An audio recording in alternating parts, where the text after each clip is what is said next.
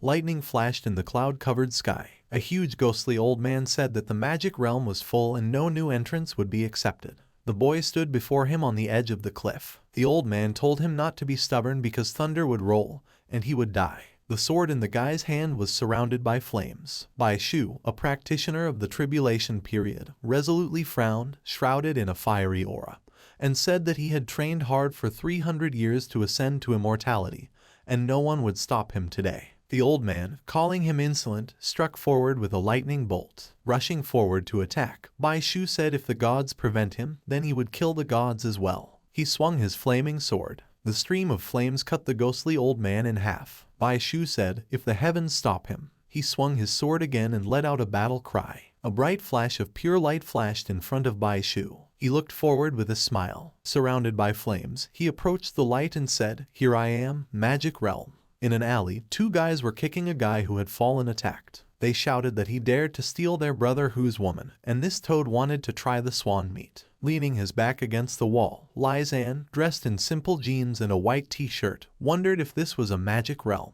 One of the guys mockingly told him to look at himself while pointing a finger at him. Angry, the guy swung his fist and asked if he was dumb and if they hadn't beaten him enough. Lai Zan thought about the fact that this person's body didn't have any spiritual energy fluctuations, so it was definitely not the magic realm. He stopped his fist with his hand. Looking at him with his red eyes, Lai Zan asked if he was finished. The guy clenched his jaws and frowned, wondering why he was suddenly so strong. Lai Zan sent the guy aside with a single knee strike. A blue flame appeared in the other guy's hand and said that he would teach him a lesson for daring to resist. Looking at his hand, the protagonist thought that he couldn't use spiritual power. With a wave of his hand shrouded in blue energy, the guy told him to learn the true power of superpowers. Lai Zan looked at him with indifference on his face. Opening his eyes wide, he asked about superpowers. The guy struck out with his hand, but to his surprise Lai Zan disappeared before his eyes, leaving behind only an afterimage. Standing behind the guy's back, the main character flashed his red eyes and said he might have lost his spiritual power,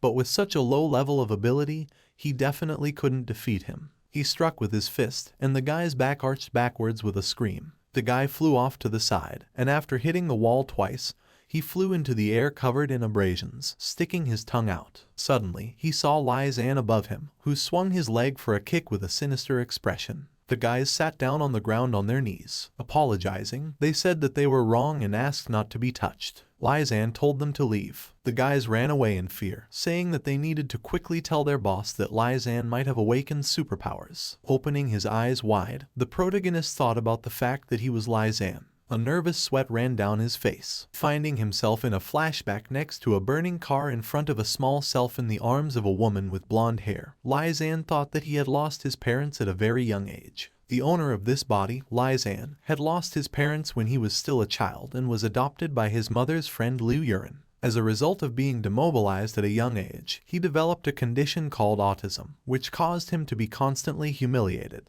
Lai Zan thought, it seems like the intentional cleaving of the sky didn't help him rise up, but instead caused him to turn into a mortal and enter this strange world. He thought that the power that Guy used was called superpower, and most people in this world awaken it within themselves.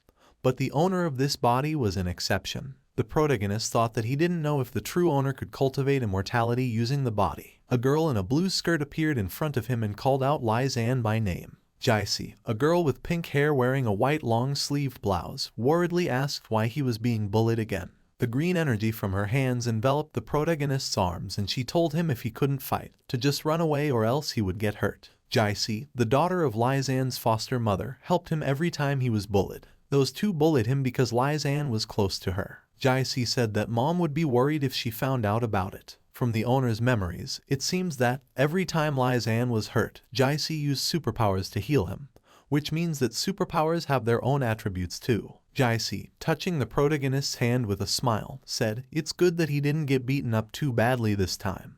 Otherwise, with her superpowers, she would definitely have to go to the hospital for a while." Lai Zan looked at his fist and thought, could superpowers in this world be magic in his mind? Jaisi's hand appeared near the surprised face of the protagonist. Flicking his forehead with her fingers, she frowned and placed her hand on his thigh, asking why he was silent. Lai Zan with a calm face asked how ordinary mortals could hurt him. Jaisi, folding her arms on her chest, wondered if autism became delusional. The protagonist wondered if she was looking down on him. Wrapping her arm around his waist, she told him to go home. Jae-si dragged the protagonist behind her with a smile and said that mom was already waiting for them. Lisanne thought that this world is completely different from his old world, with endless buildings built in rows. It also has a transportation called car that can easily travel hundreds of miles. The protagonist thought that all people of different ages dress poorly by exposing their skin, and while it violates etiquette, it seems to be a release from yet another shackle of his former world. Superpowers are the power dominating this world, and he doesn't know the aura of this world, and whether cultivators will be affected by superpowers. Looking up, Lisanne thought that there is indeed a difficult path ahead to recreate another world, but even if it is difficult, he will still achieve his long-time desire, ascension. East Street, A8 District. There was a bright blue sky above the tall skyscrapers. The protagonist and Jae-si walked through the door, and Jae-si said that they were finally home. Someone asked loudly why she was here. The girl froze in place with a frightened face. The protagonist frowned, wondering who could have scared her so much. The person in front of him would be wearing white patent shoes. Jai Chengshan, Jae-si's father, an elderly man in a business suit with a blue shirt and gray hair pulled back, greeted his daughter. Jae-si asked him why he was here. Jai Chengshan looked away and said with a smirk that he just came to talk to her mother about something. The girl with red hair loudly called out to Jai Chengshan. Liu Yuren clenched her fists and frowned, told him to get out of here. Jai Chengshan, while adjusting his tie, said she didn't seem to be very happy with him. His hand came closer in Jae-si, and she recoiled and shouted at him not to touch her. Jai Chengshan told her not to worry because he would come to see her in a couple days. As he walked past the protagonist, he put his hands in his pants pockets and said that she wouldn't be able to leave him anyway. Lisanne thought that Jai Chengshan, Jae-si's father, had an affair with his wife, so they made up, and eventually Jae-si did too. But he interfered a lot and controlled the lives of Liu Yuren and her daughter. However, there was no information about that in Lisanne's memory. Looking at Jae-si, who cuddled up to her mother, he thought that this person's appearance did not bode well, so it seems like there will be a lot of trouble in the future, so he should cultivate as soon as possible. The crescent moon was shining in the night sky. A street lamp illuminated the street. Lisanne put his hand on his face and thought about what was going on in this world. Remembering how Liu Yuren and Jae-si fell asleep cuddled against each other in tears, he thought that he wanted to find out more information. He decided to practice first. The protagonist sat on a bench in lotus posture and thought that he hoped that the true owner of the body could cultivate immortality with his spiritual essence. He quietly said, embedding Kai into the body and nourishing one's spirit with the spirit of the heavens. Shrouded in aura, Lisanne with his eyes closed thought that the ancient spirit was a technique he had created in his past life, and it could condense the absorbed spiritual energy to make its sphere more durable. He thought that it became more crushing when it encountered immortal cultivators of the same sphere. 3 lines of blue energy appeared in front of his frowning face, and Lisanne wondered if the aura of this world was that thin. Staying in the spiritual realm, he held 3 lines of energy in his hand and thought that even with the ancient spiritual energy, he could only condense 3 spiritual powers. Sweating tensely, the protagonist thought, Kai penetrates the muscles and veins, hardens the will, reinforces the nature and strengthens the spirit, and to achieve immortality, one must persevere no matter how difficult it is. Lisanne clenched his jaws, enveloped in a fiery aura. He wondered if this feeling could be that rare body that is an inherent Tao body. Looking at his fist, the protagonist thought that the spiritual energy was so subtle that he could practice it in the blink of an eye. But he had still reached the 5th level of Kai refinement. The girl with blue hair called out for help. Lisanne opened his eyes. The girl with 2 ponytails on her head fell to the ground in front of him. The guy in front of her said with a nasty smirk that she had nowhere else to run to. The girl shouted fearfully at him to stay back. She was wearing a red t-shirt. Reaching out a trembling hand towards the protagonist, she asked for help. Lisanne silently looked at her. The guy walking up to him, pointing his finger at him and with an aggressive expression told him to go about his business. With a glance at him, the protagonist said, it seems there are enough villains everywhere. The guy, surrounded by electricity, angrily told him that he had asked for it himself. With a smirk, releasing the lightning from his hands, he said that today was the day he would learn the power of level 2 abilities. Noticing the thunder attribute, Lisanne thought that it was time to try out the results of today's cultivation. He looked at it with a cold, cruel gaze, and a shard of ice flashed in front of his face. The lightning in the guy's hands were encased in ice, and he cried out in astonishment that his thunder and lightning had not injured him. He wondered if that meant his superpowers were higher than his. Swinging his fist, Lizanne said that only short-sighted fools would focus on the so-called levels. The guy fearfully offered to talk things over. The protagonist punched the guy in the stomach and the guy stuck out his tongue in pain. The guy fell to the ground with foam from his mouth, and Lizanne said that you can't get away from everything with superpowers. He turned around. The girl hugged him, pressing herself against him from behind. Blushing, she lightly sniffed. The girl, smiling sweetly, told him that he smelled nice. The protagonist thought she had too much circulation, and probably someone had used drugs on her. Turning around abruptly, he apologized and grabbed her wrist. 2 fingers of his hand were enveloped in blue energy. Lizanne began to press 2 fingers on different parts of her body, causing the girl to start moaning. Opening her mouth and eyes wide, she said it felt good. The girl fell into the hands of the protagonist and he thought that the drugs had dissolved and she should wake up after a cup of tea. A guy came up to him, clenched fists shrouded in flames, and rudely told him to get away from his sister. In front of him was a guy in a black business suit with red hair gathered back. Gu Tianju, 3rd level ability. His hands were shrouded in raging flames and his gaze was serious and determined to fight. Lizanne thought while looking at him, another super ability. Gu Tianju rushed to attack, shouting that he would kill him. The protagonist placed the sleeping girl on the bench. Gu Tianju struck with a fiery fist, but Lizanne dodged with a slight movement and said, "Too slow." He said, although his cultivation level is not above the 5th level of Kai refining,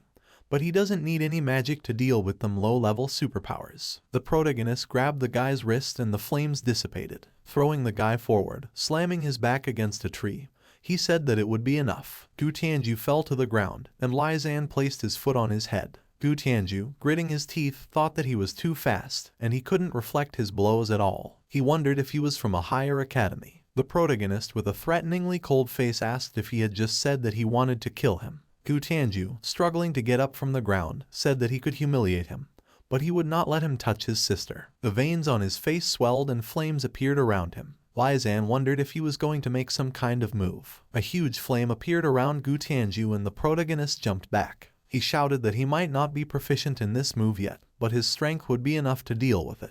Gu Tianju, using the flame flash, shot out fireballs. Lizanne, shrouded in a blue aura, thought that the barrier field of the body's inherent Tao could weaken all strikes within a certain range, so this level of flames wouldn't even come close to him. Gu Tianju thought, did the fact that his flames didn't affect him mean that his superpower belonged to the earth element? He thought, it seems like he doesn't have any superpowers at all. Gu Tianju asked who he was. Lizanne, putting his hands in his pockets, told him to think about himself because his blood was boiling and his heart couldn't take it. He said with still the same cold face that he was about to blow himself up. Gu Tianju opened his eyes in astonishment. Shivering and breathing heavily, she knelt down on her knee, putting her hand to her chest. The protagonist approached him, taking him by the shoulder and raising 2 fingers of his other hand, and Gu Tianju asked what he wanted to do again.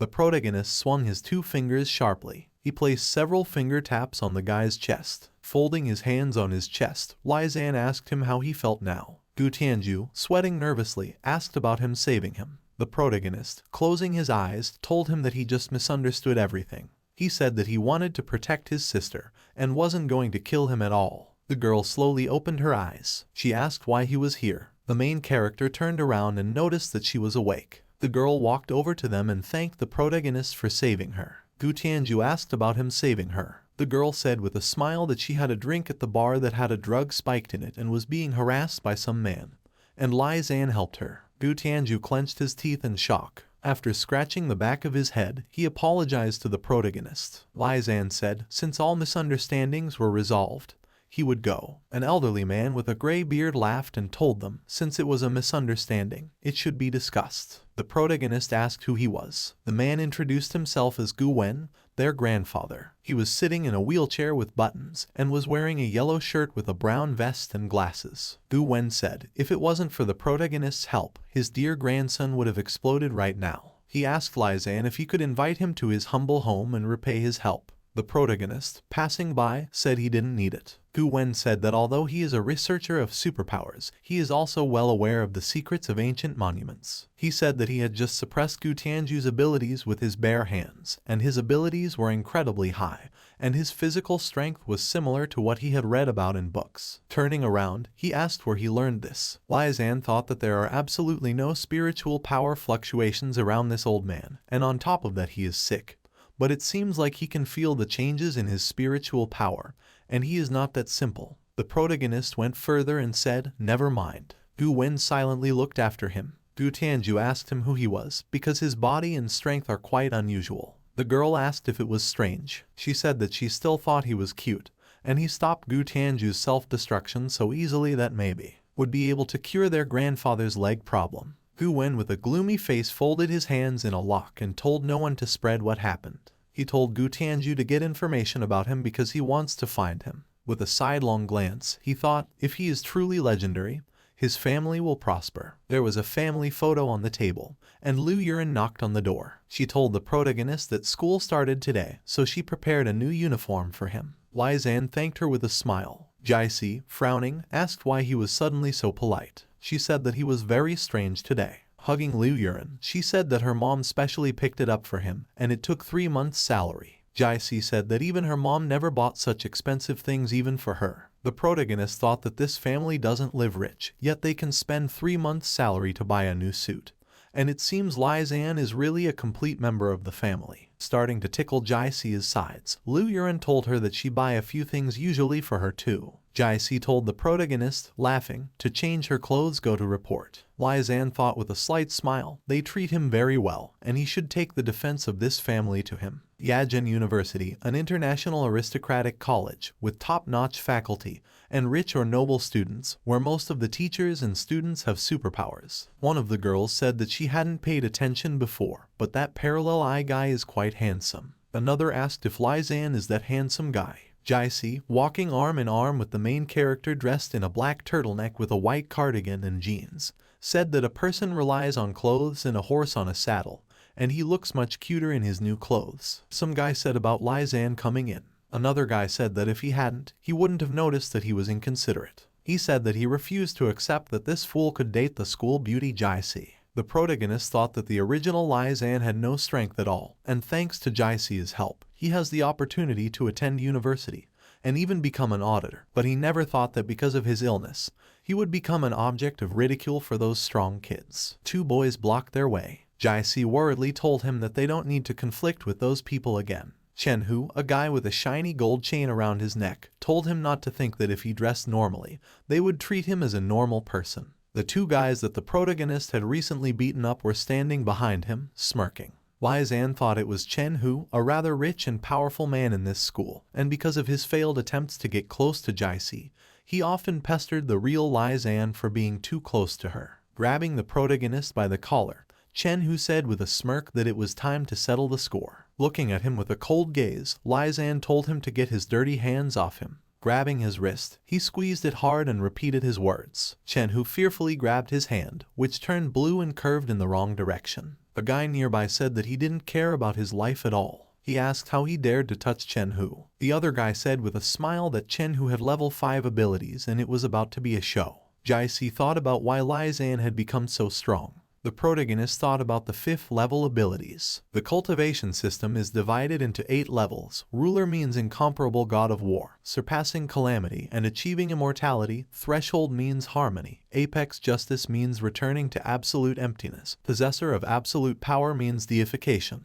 Conqueror means soul budding. Challenger means foundation building. Manipulator means Kai foundation. Ability means Kai purification. The initial level of abilities is divided into 9 levels, the rest into 3 stages, high, medium, and low. The 5th level abilities are equivalent to the 5th level of Kai purification cultivation. The protagonist thought that he didn't know how strong the abilities at this level were. Chen Hu, who was helped to stand on his feet by 2 guys, asked why this paralytic had become so strong. One of the guys said maybe he had awakened the abilities in him, and he had rattled them pretty good last time. He told him to be more careful. Chen Hu clenched his teeth and said irritably that a fool who awakened abilities was still a fool. He shouted about killing him if he dared to joke with him. The 2 guys rushed to attack. After covering the protagonist with himself, Jai Si asked what they were allowing themselves since they were in university. The guy swung his fist at her and said that Chen Hu's father is one of the managers of the university, so he himself is in charge. Lai Zan put his arm around Jai Si's waist. He pulled her against him, and the guy's punch flew past her. Jai Si blushed embarrassedly. The protagonist swung his foot and kicked the guy in the stomach. Jai Si thought, where did he get so much power from? She thought maybe Chen Hu was right and Lai Zan had really awakened his superpowers. Jai-Si opened her eyes wide and shouted at him to be careful. A guy appeared behind the protagonist and swung a fist shrouded in blue energy and said that he had awakened crystal energy yesterday, so he was about to beat him up. Turning around, Lai Zan swung his hand, but the guy disappeared in front of him. He appeared at his back. The protagonist thought, entertainingly, the method of using wind to move was similar to the initial wind control skill. Swinging his hand, he thought, too bad it's only superficial. The boy clenched his teeth fearfully. The main characters punched through him aside, twisting him in the air. Chen Hu rushed to attack and said that it was better to do it all by himself. Striking with a fist glowing with bright orange energy, he said, glowing punch. Lai Zan thought that he, as a young master of Wanjin Hall, had already awakened superpowers since he was a child, and now he could use a radiant strike, with powers far superior to those of the same level. Looking at the fist approaching him, he thought that fighting a brainless person like him who had only awakened his power was as easy as crushing an ant. The fist stopped, and the main character smiled slightly. He stopped Chen Hu's punch with a touch of his finger, and he froze in place. Chen Hu, looking at him, wondered how he was doing it, and why this fool's aura had suddenly become so strong. He fell to the ground. Chen Hu shouted about how it was impossible, and only a 6th level ability could stop his radiant strike. But he only awakened his strength. Lai Zan said, just experience. Looking at him, he thought that his level 5 superpowers were quite disappointing, and he promised to protect this family. And rascals like him should know their place. Chen Hu fearfully asked what he was going to do. He said in a trembling voice that he knew who he was. Unclenching his fists, the protagonist told him to watch his words and actions from this day forward. A shouting sounded over the university grounds. People in the crowd were talking about how Chen Hu had been walking menacingly all along, and he had finally been taught a lesson. Another person asked if it was really Lai Zan and when he had changed so much. Someone told him to be quiet because he was still that handsome today. Chen Hu was lying on the ground, beaten up. Jai-Si told the main character that he really got his superpowers. Wrapping her arm around his waist, she said that she was glad that he could fight back now. Jai-Si kissed his cheek, and the protagonist blushed in astonishment. Girls in revealing outfits danced around the poles. A man with a cigar in his hand asked a shivering guy about the fool who beat them up. Smoking his cigar, he said, what a pity. A man in a business suit and fur coat with red hair, beard and a scar on his face, the master of Wanjin Hall, Chen Zio, asked, if Chen Hu failed, what's the point of losers like them? The guy fearfully begged for mercy. Chen Zio smirked, shrouded in blue flames. He poked the lit cigar at the guy's forehead, and blue energy enveloped him. Turning around, Chen Zio said that his son was the only one who could humiliate someone, and now they were humiliating him. He told someone to go and find out what was happening. The superpower ideologue, Ren Wukong, a man with black hair gathered into a ponytail, bowed and told him to provide the young master's problem to him. Chen Zio told him not to overdo it because he let him personally experience the effects of Wanjin Hall's provocation. Jai-Si told the protagonist that Chen Hu deserved to be punished, but he was too harsh. She asked what if he got into trouble since his family was quite powerful. Lai Zan thought that the place called university contained much more spiritual energy than other places, and with the double blessing of the ancient spirit and the true Tao body, he was able to reach the 7th level of Kai purification in less than a month. He thought, if he concentrated on this, he could easily reach the 9th level of Kai purification. Jai-Si waved her hand and asked him if he was listening to her at all. The protagonist said that he was thinking about it being a good place. Jai-Si thought that this was the end and his condition was getting worse. Lai Zan noticed something in the reflection. The glass shattered, scattering shards. Lai Zan put forward a hand enveloped in blue energy. The blue energy enveloped the passers-by on the street, lifting them off the ground. People scattered in panic. They asked what had happened. The protagonist stood, cradling Jai-Si to his side. Jai-Si told him that he had a wound on his face. Lai Zan wiped away the blood and said he was fine. Looking at his hand, he thought that dispersing spiritual energy to protect others had allowed this attack to break through the true Tao body. Someone was blocking their way. Ren Wukong put his hands in his pockets and said that it was quite interesting. He said that the person with just awakened abilities was able to repel his attack. Lai Zan asked who it was from. Jai-Si told him not to waste his time on this and run away from this manipulator. The protagonist thought that he had finally found a worthy opponent with an aura comparable to a 9th level refining Kai. Spreading his arms out to the sides, Ren Wukong asked if he was pretending to be like this or he was actually a fool. He told him to think hard if he had touched something he shouldn't have touched. His hand was enveloped in red energy, and Ren Wukong said with an evil smile that although his master had asked him to be more careful, he definitely didn't intend to hold back. Purple energy enveloped the protagonist, lifting him above the ground. Wei Zan frowned, thinking that this was a familiar technique. The purple energy slammed the protagonist against the wall. Ren Wukong shouted with an evil smile, and the protagonist was surrounded by stone debris rapidly approaching him. The stones hit the ground with an explosion. Jai Si tearfully shouted about killing him. Ren Wukong smilingly told her not to scream, and even though his master didn't need her, he didn't mind feeling more blood on his hands. Opening his eyes, he turned around. Scattering the rocks, the protagonist jumped out of his confinement. Holding an iron rebar in his hand with a stone on its end, he said in interesting handwriting. Ren Wukong, eyes wide open, noticed that he was alive and asked how this was possible. Directing the purple energy forward, he asked what kind of superpowers he had awakened. Wei Zan concentrated and closed his eyes. He abruptly opened his eyes, which were glowing with yellow light. He saw huge bone hands reaching out from Ren Wukong. Wei Zan thought that there were disciples in Tiantong's group who used these techniques, and they spread skyward and attacked with Kai power. He thought that they were considered strong back then. The main character's eyes glowed red, and he said with a serious face that if he used his old tricks again, he wouldn't be able to hurt him. He destroyed the bone hands, and Ren Wukong fell to the ground. Blood spurted from his mouth, and he asked in amazement how he was able to defeat his bestial. Shrouded in a purple aura, he frowned and told him to attack some more. Ren Wukong raised the stone debris above him. Wei Zan said, Lingyu sword technique, 4 styles. The armature swings destroyed the stone debris surrounding him. Ren Wukong looked up in astonishment. He saw the ghostly image of the protagonist from his past life holding a flaming sword in his hand.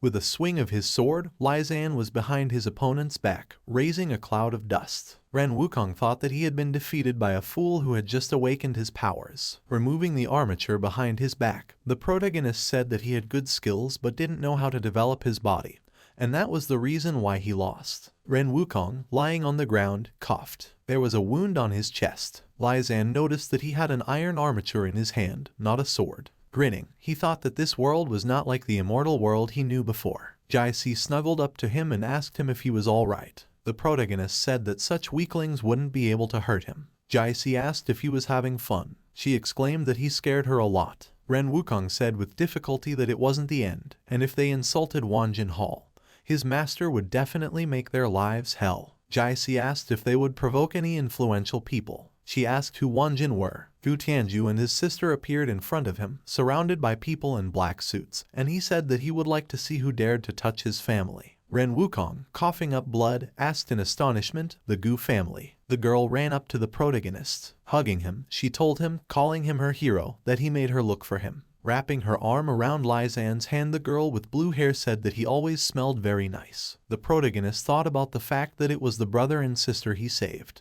He wondered what they were doing here. Jai Si, frowning, asked him who she was. The girl said her name was Gu Tianjin, and she was a friend of this hero. Jai Si, frowning gloomily, asked why she didn't know about this cute girlfriend of his. Pushing Gu Tianjin aside, Wei Zan told her to back off and he doesn't know them. Gu Tianju, taking her by the shoulders, told her to stop pestering him. Bowing, he told the protagonist that he is naive and uneducated, so he hopes he doesn't mind. Ren Wukong opened his mouth in shock and thought about the fact that the Gu family is very famous. Their influence extends to many fields including military, political, economic and scientific fields, and they are unrivaled in Kanking City. He thought that even the local inspector in charge of the law has to coordinate with this family, and Wanjin is no match for them. Gu Tianju frightenedly thought that the Gu family, the family running everything, seriously respected Wei Zan, but Wei Zan acted so disdainful as if he didn't care about them. He shouted about how that couldn't be the case. Turning around, the protagonist raised his eyebrows and asked if he had calmed down yet and wanted to fight. Ren Wukong, apologizing, started banging his head on the pavement and said that he was just following Chen Zio's orders. Wei Zan thought about the fact that it was Chen Hu's father, and he didn't expect their personal fight to get to the point of using his family's power. Gu Tianju said that Chen Zio used to be just a dog that was raised by Lai.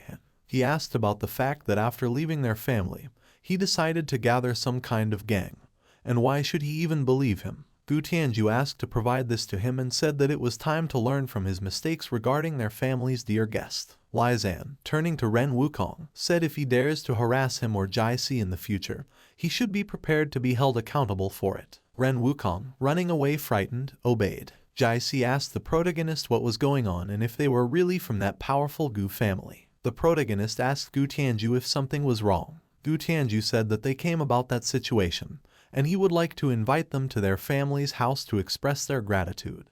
Zan said that he didn't need to do that, and Gu's family is so powerful that he could have done nothing that day, because nothing would have happened to Gu Tianjin anyway. Gu Tianju told the outgoing protagonist to think about his proposal after all. Gu Tianjin asked him to go with them or else their grandfather would swear. The protagonist turned to her, pressing her against him, placing his hands on her waist and neck. He thought that although her breathing was very faint, it was quite obvious. Gu Tianjin, embarrassed and blushing, asked what he wanted to do.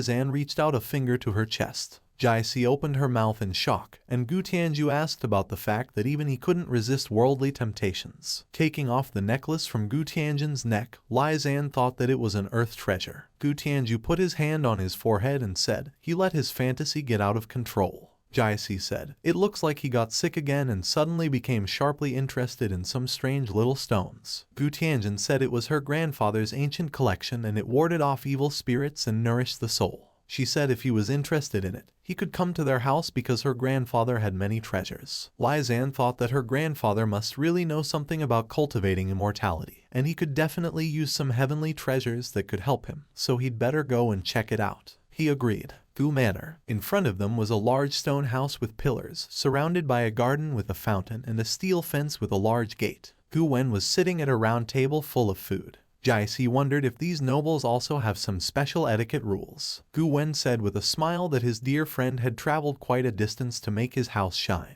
He asked them to take a seat. Showing a necklace with a red stone, the protagonist asked where he got it from. Gu Wen was silent for a while. He said that he had a huge collection of these old and dilapidated things. He asked if it was something special if it caught his attention. Zan said since he has a huge collection of such things, he should know what's so special about them. Jaisi wondered what he was talking about and if he could say it in human language. Gu Wen, laughing, said that he seemed to be knowledgeable about antiques. He asked if he would be willing to appraise his entire collection.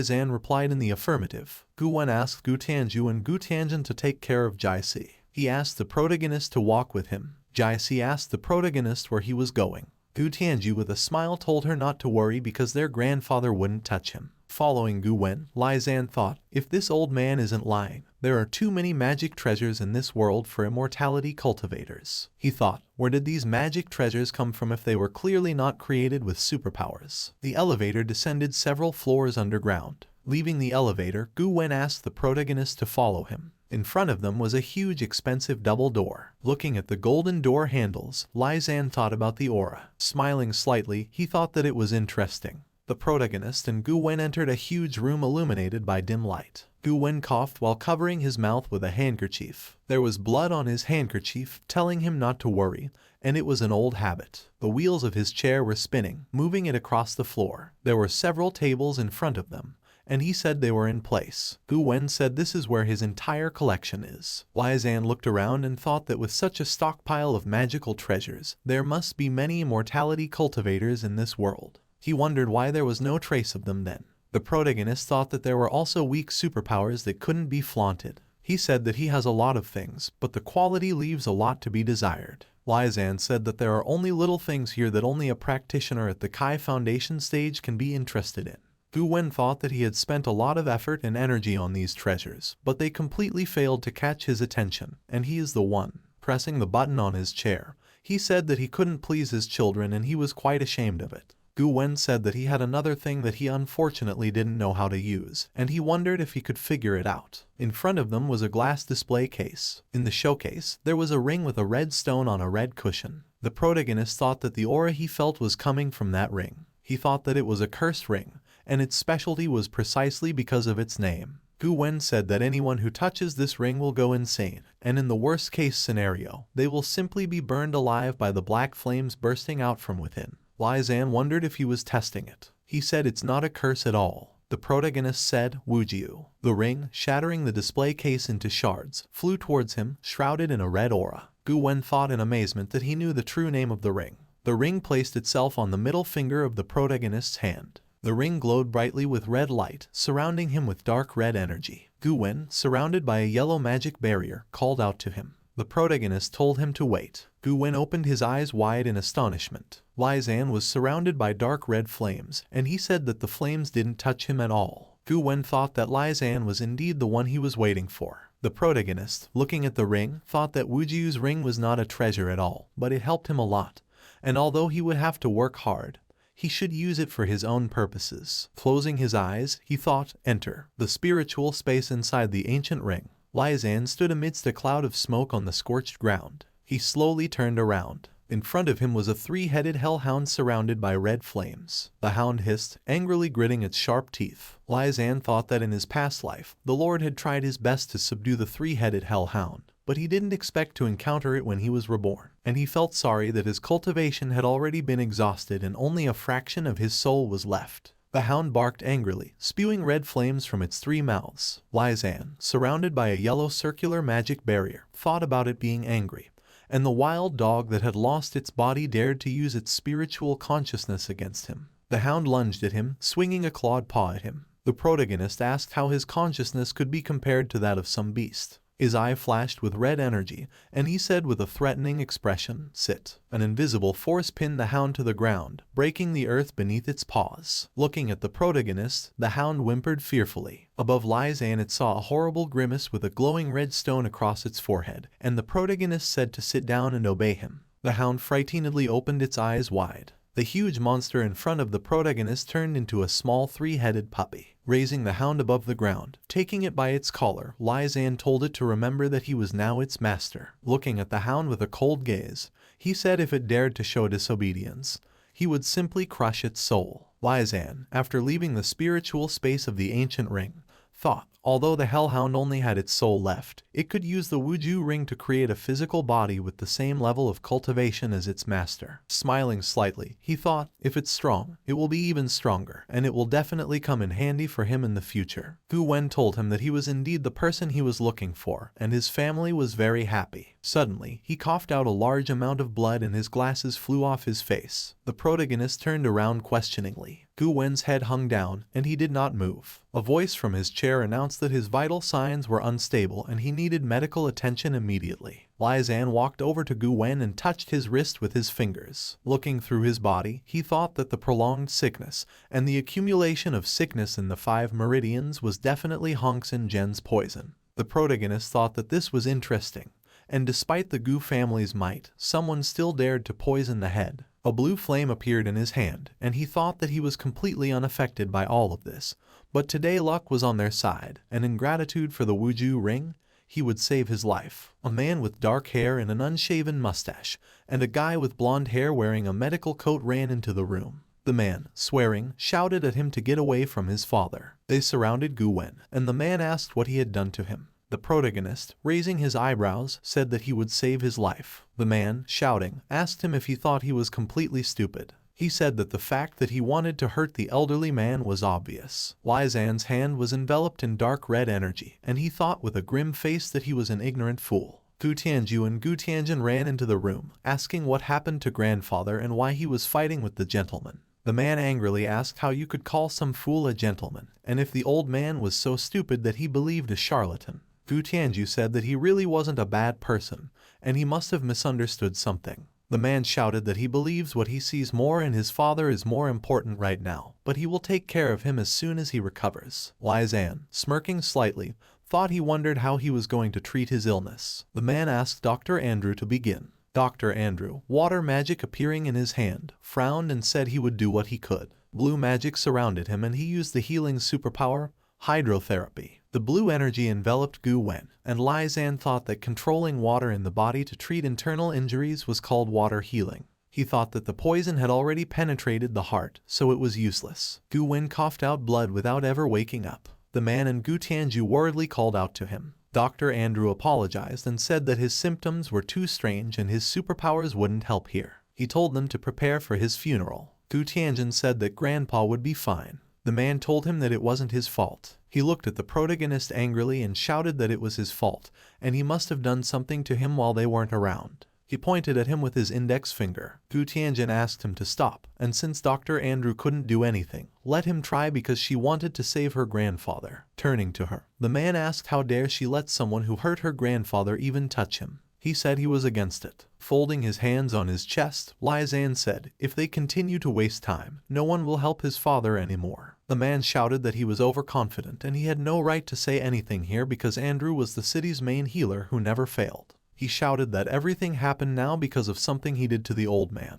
The protagonist raised his palm up and said that he had already prevented him from saving his father several times, and he really doubted his medical skills. With a smirk, he asked if he had some ulterior motives and he was now deliberately stretching time. Gritting his teeth and frowning, the man remained silent. He wondered if he still dared to argue with him. He ordered the two men in black suits to arrest the killer. Lai Zan raised up his hand with a ring, thinking that they were a gathering of fools. He snapped his fingers, pointing at them with his index finger, and told the hound to go out and play with them. A dark red flame appeared above the ground. Behind him, a huge three-headed hellhound appeared, fiercely gritting its teeth. The man with glasses said in astonishment that it was a summoning superpower. The guy with dark glasses asked how such a summoned creature could even exist. Gu Tianju thought that he couldn't even reach the beast's summoning level, and he was truly unrivaled. He wondered who he was. A man fell backwards in front of the protagonist on the floor and fearfully asked who he was. Looking at him with a cold, cruel gaze, Lai Zan said that he had better become more polite, otherwise he wouldn't be able to deal with the consequences. Looking at Gu Wen, the protagonist thought that after a while, his condition had worsened due to the lack of blood and Kai.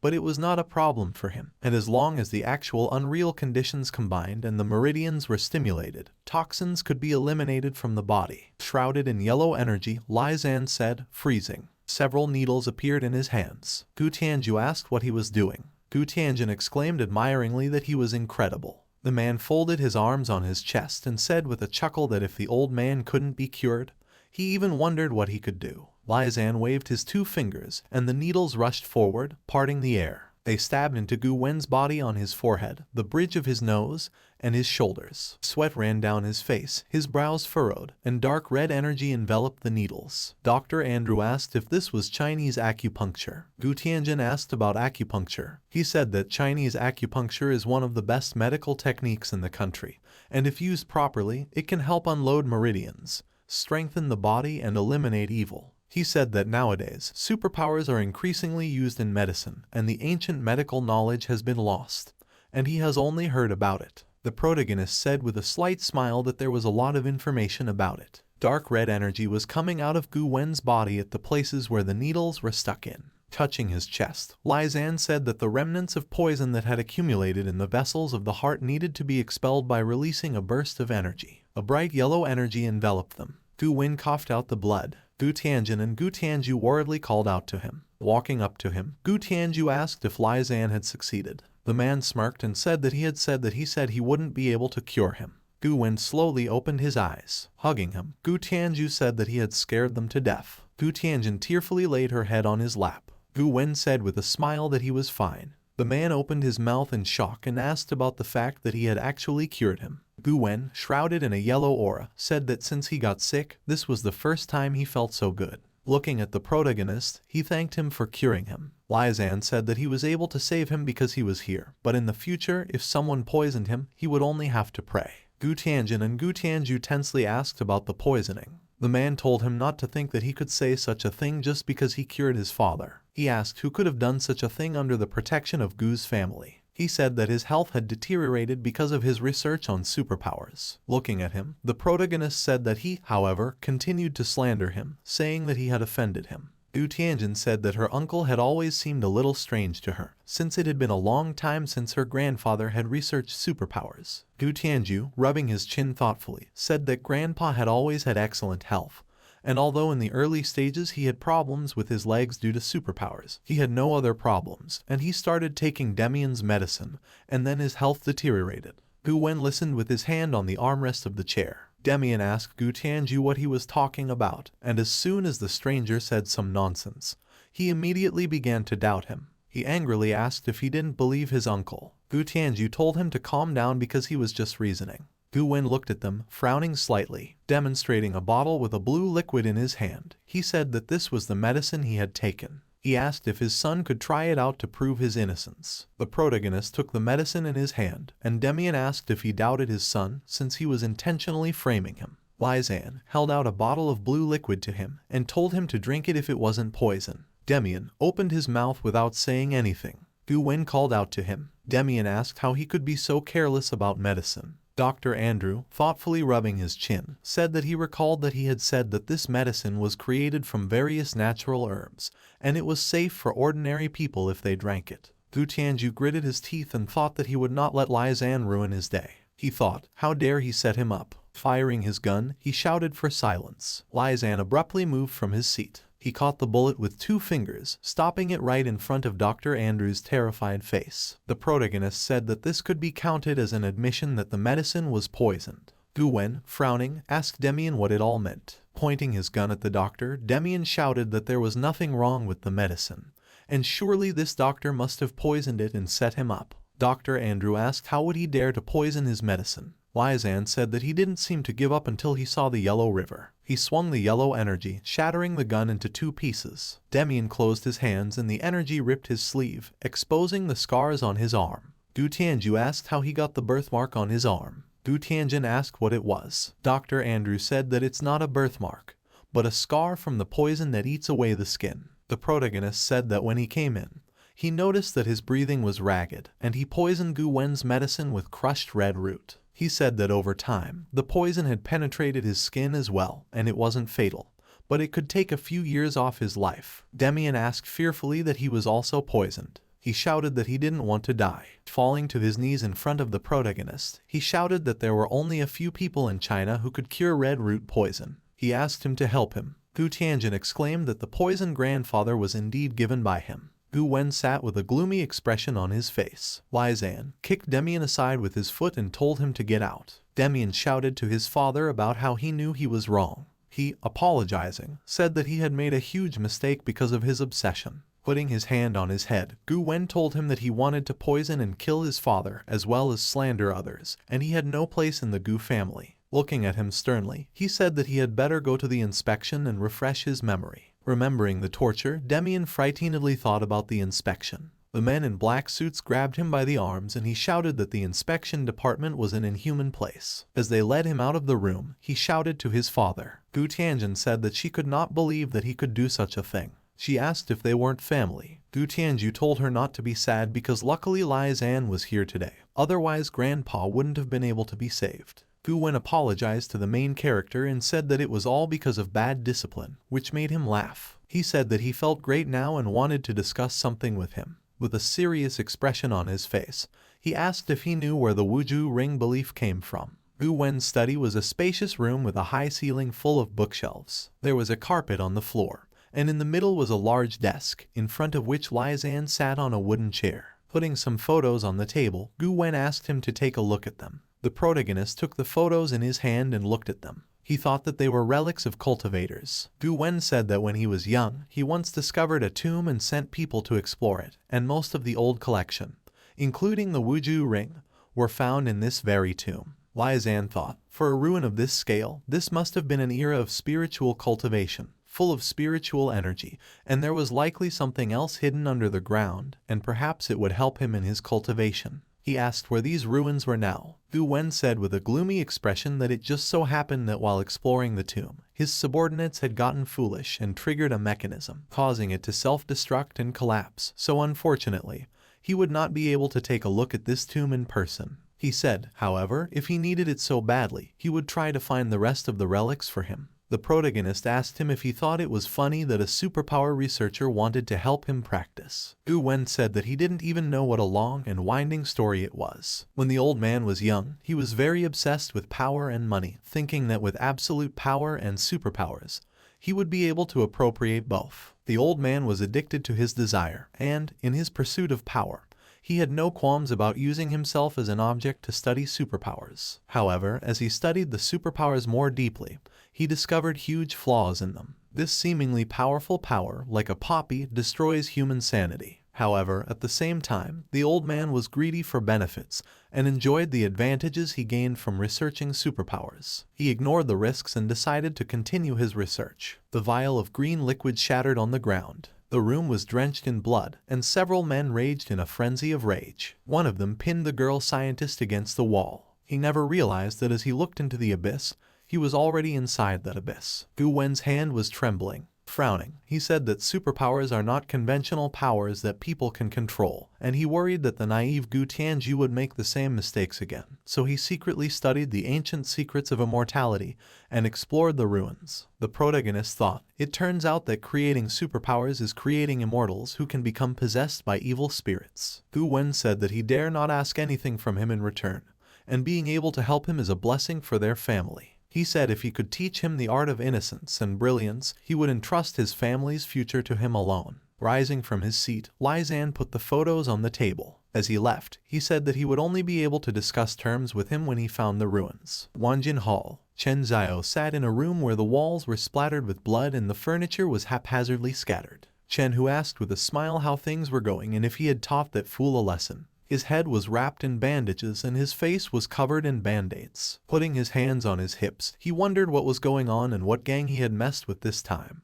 When he saw his battered father, he bulged his eyes and asked if he was definitely his father and how he had been beaten so badly. His face was swollen from the blows and both his hands were bandaged. After slapping him, Chen Zhao slapped him, swearing at him and shouted that he was always giving him trouble. Chen Hu fell to the floor, rubbing his face, which had a mark from the slap. He asked why he had slapped him. Chen Zhao angrily shouted at him to get out of here. A while ago, the black-suited men who Gu Tianju had ordered to beat them all up for insulting his master had come here. Chen Zhao, covering his swollen eye with his palm, shouted to Chen Hu that it was all because of him, and he could have insulted anyone.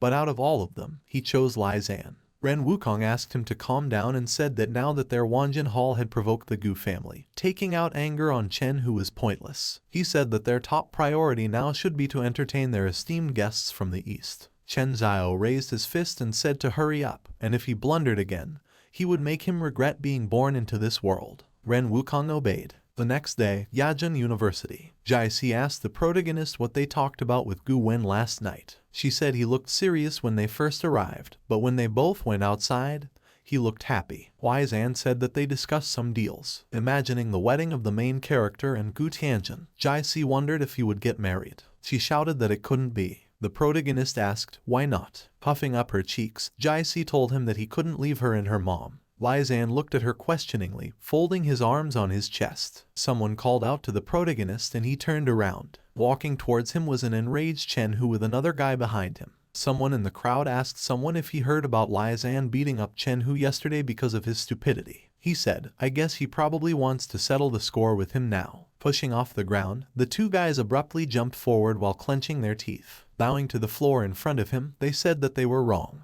And now at Yajin University, he would always have the last word. They begged him for forgiveness. The guy in the white shirt asked what was going on and why Chen Hu was being so respectful to this fool. The guy in the blue shirt asked why Chen Hu was so afraid since he was the son of the school principal. He asked if this fool has supporters. Another guy suggested not to provoke Lai Zan in the future. Turning around, the protagonist told Chen Hu to leave and not to come within a step of him and Jai Si again. Chen Hu, without raising his head, obeyed. Jai Si's phone rang. She glanced at the screen of her phone. She frowned in shock, eyes wide and mouth open. Lai Zan asked if something was wrong. Jai Si wrapped her arm around his arm and hid her phone behind her back and said, nothing. She said that classes were almost starting and they needed to hurry up. On her phone screen was a message from Dongfeng Yuanshuo. Jai Si, I miss you, let's get together this Saturday. A few days later, a sunny Saturday at Yajin University. The bright afternoon sun was shining on the green lawn of the soccer field. The protagonist was sitting on the stone steps in the lotus posture with his eyes closed. One guy told him that Lai Zan had been sitting there all day without moving, and he didn't understand at all what he was doing there. The other guy told him that he himself knows he's not right in the head. The guy with blonde hair told them to be quiet because he was now being protected by Chen Hu. A blue aura surrounded the protagonist. The blue energy slowly approached the three guys. Suddenly, they opened their eyes wide. One of them asked why he couldn't move his legs. The guy with blonde hair asked why it was suddenly so cold. The other guy fell to his knees and said that it was all his fault, and he must have heard him saying bad things about him. Lai Zan slowly opened his eyes. Looking at them, he thought that a group of mediocre superpowers couldn't even bear the breath he inadvertently let out. Raising his index finger, the protagonist thought, disappear. The blue aura surrounding the guys disappeared, and they fell to the ground. They got up, not realizing what had just happened. The guys looked at the protagonist fearfully. Lai Zan looked at them in return. The guys started to frightenedly run away, apologizing and shouting that they were wrong. Clenching his fist, the protagonist thought about the 7th level of Kai refining. He thought that the aura of the realm is very thin, and being able to cultivate to this level is the limit. Lai Zan thought that surpassing through the foundation required treasures rich in spirit energy, and he wasn't sure when Gu Wen would be able to find them. Picking up the phone, he said, "And Liu Yuran said, apologizing that Jai Chengshan just came to their house and took Jai Si away. The protagonist tensely opened his eyes and asked where they had gone. The windows of a tall skyscraper reflected the blue afternoon sky. Jai Chengshan was telling his daughter to follow him. Jai Si frowned and said that this was the last time she would help him, and after this, they would no longer have a father-daughter relationship. Jai Chengshan grinned and put his arm around her and told her not to be so heartless. Jai Si took his arm away and told him to let her go. Jai Chengshan said that he always keeps his word and will never interfere in their lives again in the future. There was a double wooden door in front of them and he said they came in. They entered a spacious room. A guy with short dark hair, dressed in a red jacket and a black shirt, put his face in the palm of his hand and told Jai Si with a smile that they hadn't seen each other for a long time.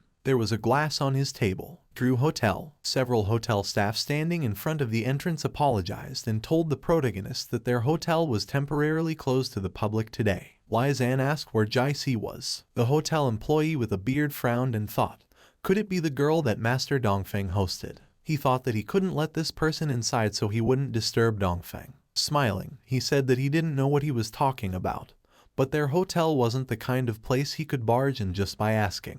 The staff member asked him to leave as soon as possible. Lai Zan, frowning, told him to step aside. The employee said that he would have to act in a bad way. He ordered the other staff members to get this ungrateful creature out of here. The baton-wielding hotel employees surrounded the protagonist, swinging their batons. A blue magic barrier surrounded him, and their batons never reached the protagonist. The staff asked if it was a defense superpower. Lai Zan gloomily looked at them. Without moving a muscle, he threw all the hotel employees aside with a burst of blue energy. A hotel employee with a beard fell to the ground and asked what he was going to do. He said that their hotel today was reserved by the Dongfeng family, and if he dared to go inside, he would have to pay for it. Lai Zan with a grim face asked where Jai Si, Chen Xiao and Ren Wukong walked out of the door. Chen Xiao asked why they were making so much noise. After all, if they disturbed their esteemed guests, they would be in big trouble. The hotel employee with a beard pointed his finger at the protagonist and said that this person was causing trouble at the entrance. Chen Xiao, pointing his finger at him, asked where this wild boy came from. He said that he dared to make trouble at his place. He ordered someone to throw him into the pond and feed him to the snakes. Ren Wukong whispered to him that it was Lai Zan. Realizing who was in front of him, Chen Xiao opened his mouth wide and dropped his cigar. With an obliging smile, he said that it turned out to be Lai Zan, and he was blind not recognizing him just now. He asked what brought him to their hotel today. The protagonist asked him if he knew where Jai Si was. Ren Wukong whispered to him that it turns out that the girl Dongfeng invited was one of Lai Zan's men. Frowning, Chen Xiao looked at the protagonist. The hotel staff in front of him parted, and he said with a smile that Jai Si and the others were currently in the penthouse suite. He asked someone to escort the protagonist inside. The staff members complied by bowing. Ren Wukong told him if he let Lai Zan inside, Dongfeng would not forgive them so easily. Chen Xiao picked up a cigar and asked what he had to do, because if they didn't let Lai Zan inside, they wouldn't be forgiven by the Gu family. Turning around, he said to inform Mr. Gu and at least get this favor from them. Ren Wukong, bowing, obeyed.